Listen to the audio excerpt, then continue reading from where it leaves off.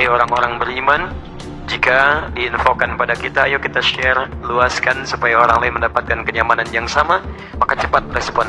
Orang yang bisa meluaskan bagi orang lain, Allah akan luaskan titian kehidupan apapun yang amalkan dalam kehidupannya.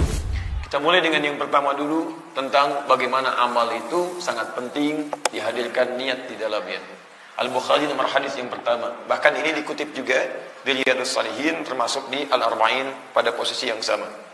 Ya qala Rasulullah sallallahu alaihi wasallam, ya ada hadis yang masyhur riwayat Umar bin Khattab radhiyallahu taala anhu, innamal a'malu binniyat wa innamal likulli imri'in ma nawa. Ya, saya cukupkan sampai sini supaya terkait dengan konteksnya. Lihat, innamal a'malu binniyat. Sungguh setiap perbuatan itu pertama akan bergantung pada niatnya. Kalau dikaitkan dengan ibadah, maksudnya adalah apakah sebuah perbuatan disebut ibadah atau bukan? Pertama ditentukan dengan niatnya. Niatnya. Itu yang membedakan antara ibadah dengan bukan. Baik, misal, sholat ibadah bukan?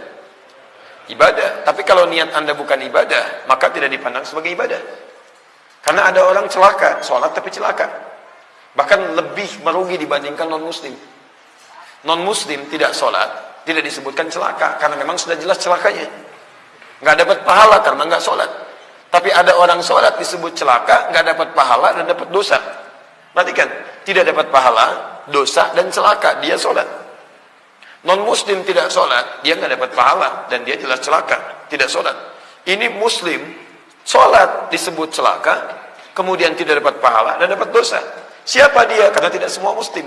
Fawailul lil musallin, celaka orang sholat, celaka. Alladzina hum an salatihim sahun, yang lalai dalam sholatnya, maksiat, salah dia. Alladzina hum yura'un, yang riya dalam sholatnya. Riya itu dosa, selain membatalkan amalan, dia dosa. Quran surah kedua ayat 264, puisi paling kiri sebelah bawah. Riya itu pasti menggugurkan amal, pasti itu. Ya ayyuhalladzina amanu la tubtilu shadaqatikum bil manni wal adza. Hei orang-orang yang telah menyatakan dirinya beriman pada Allah, jangan Anda gugurkan amal-amal Anda yang telah lelah ditenun dengan perbuatan yang merusak. Kalladzi yunfiqu malahu ria'an nas, seperti orang infak tapi riya. Riya itu membatalkan plus merusak. Famathaluhu kamathali safwanin 'alaihi turabun fa asabahu wabilun fatalaqahu salda. Lihat kalimatnya Allahu Akbar.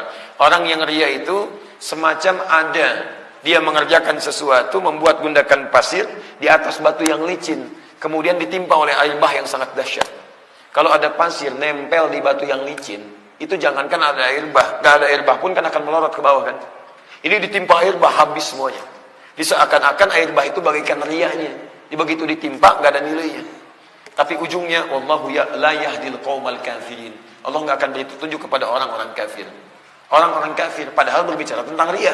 Seakan-akan ingin memberikan kesan yang seperti ini, la yaqdiruna 'ala syai'in mimma kasabu. Lelah beramal saja tapi nggak dapat apa-apa. Disebut oleh Quran, satu hilang amalnya, dua berbuat yang merusak, ketiga lelah tanpa dapat apa-apa, yang keempat wallahu la yahdil qaumal kafirin.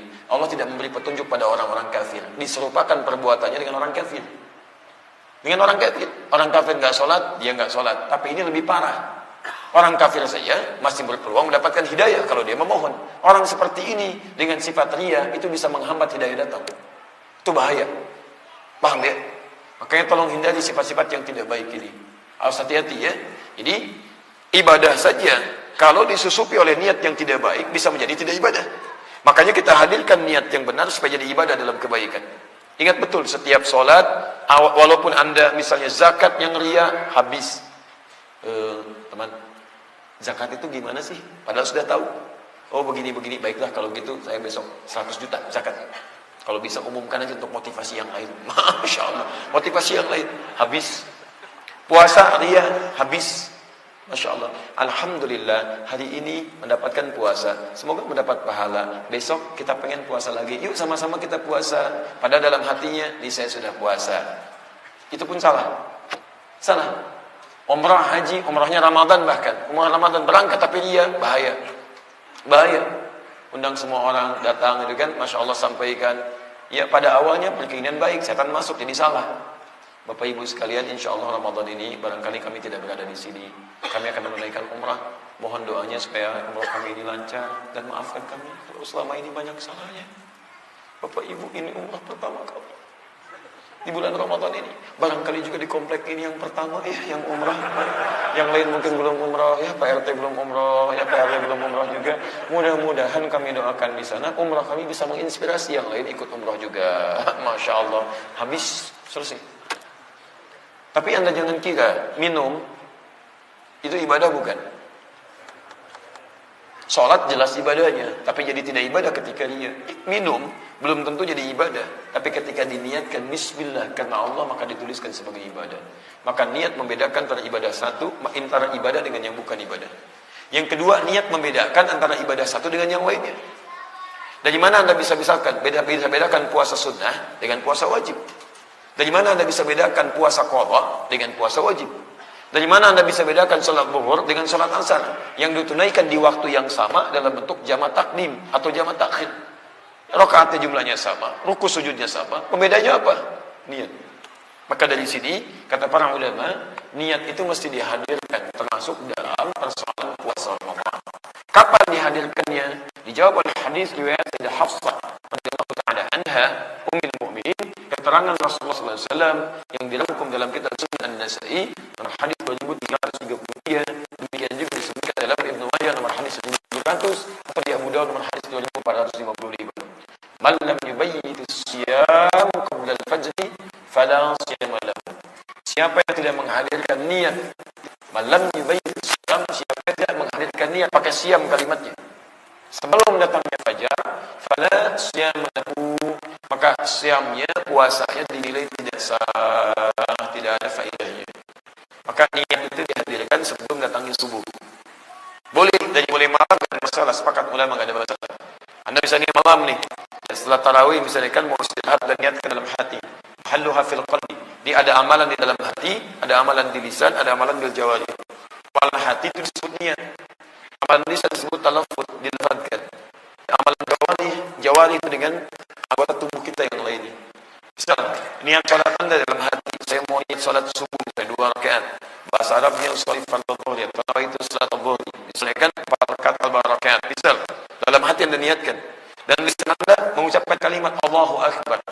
Abu Dawud nomor hadis 857. Dia Allahu Akbar Anda ucapkan. Allahu Akbar. Tangan Anda bergerak. Jadi ini lisan, dalam hati niat, jawari mengangkat tangan sejajar dengan bahunya. Ya, nomor hadis Al-Bukhari nomor hadis 751 misalnya kan hadwaman kibaihi. Tayyib. Jelas sampai sini? Jadi silahkan niatkan malamnya. Malam, kalau sudah niat itu misalnya Anda tidur, bahkan berhubungan suami istri, itu tidak membatalkan niatnya, sah niatnya. Kalau Anda ingin lebih dikuatkan misalnya, mendekat kepada fajar boleh. Ya, Anda sahur misalnya, selesai sahur, kan? Baik, selesai sahur, atau makan di waktu sahar, habis istighfar Anda berniat untuk puasa. Dan akan lebih baik bila niat itu digunakan dengan takrar, berulang. Ya, tidak dipaketkan. Ya, misalnya niat sekali untuk 30 hari ke depan, atau 29 hari. Baik ya, ada yang berpendapat demikian, tapi itu lemah. Diusahakan niat itu dihadirkan tiap malam untuk menguatkan motivasi kita supaya lebih baik daripada sebelumnya. Jadi alangkah lebih baik bila tidak dipaketkan sampai dengan sebulan yang ke depan. Ya Allah, niat saya puasa Ramadan ya Allah, satu paket sampai akhirnya. Misalkan supaya enggak diulang-ulang karena Allah Subhanahu wa taala. Bisa gitu kan? Dalam hati Anda hadirkan kalimat itu. Walaupun ada sebagian yang mengatakan benar, tapi tetap yang terbaik adalah adanya takrar atau diulang dalam setiap malamnya. Jelas di sini? Baik, alhamdulillah. Hei orang-orang beriman, jika diinfokan pada kita, ayo kita share, luaskan supaya orang lain mendapatkan kenyamanan yang sama, maka cepat respon. Orang yang bisa meluaskan bagi orang lain, Allah akan luaskan titian kehidupan apapun yang amalkan dalam kehidupannya.